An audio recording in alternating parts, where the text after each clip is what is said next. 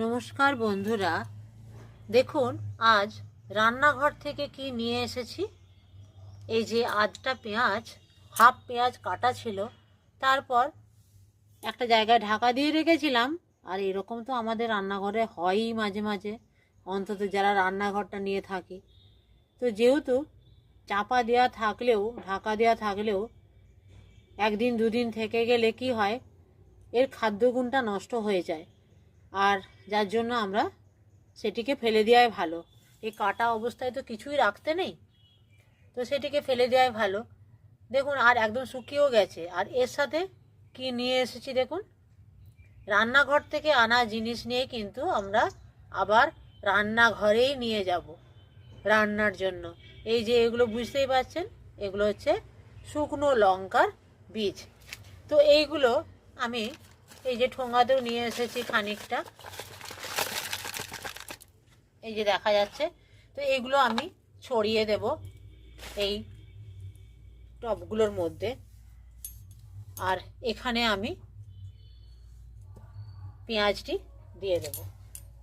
তো আপনারা যারা গাছ করব ভাবছেন, মানে চিন্তা করছেন বলছি, তো তাদের তো চিন্তার কোনো কারণই নেই। দেখুন এই যে এটি তো অটোমেটিক চারাটি বেরিয়ে যাবে। আর আরেকটি জিনিস আমি নিজেও একটু অবাক হয়েছি, হ্যাঁ একটা পেঁয়াজ থেকে দুটো তিনটে বেরোয় আমি জানি, কিন্তু এটা তো একটারই হাফ পেঁয়াজ ছিল।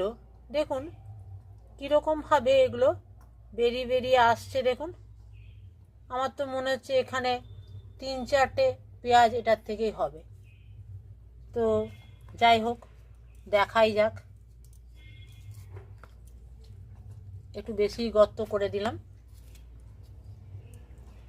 আর যে লঙ্কার বীজগুলো গেল সেগুলোও কিন্তু বেরিয়েই যাবে।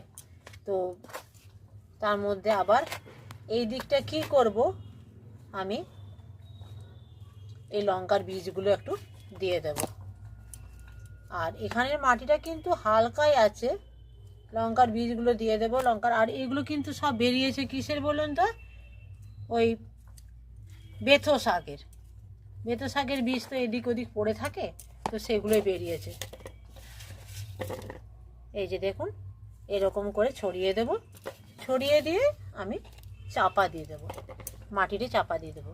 তো এরকম করে আপনারাও গাছ করুন। ভিডিওটি ভালো লাগলে অবশ্যই কমেন্টে জানাবেন। আর হ্যাঁ, সাবস্ক্রাইব করতে কিন্তু একদম ভুলবেন না, কারণ আমরা ছোট ছোট ভিডিওগুলি নিয়ে আসি কিন্তু সবারই উপকার হয়। আজ রাখি, গাছ করুন।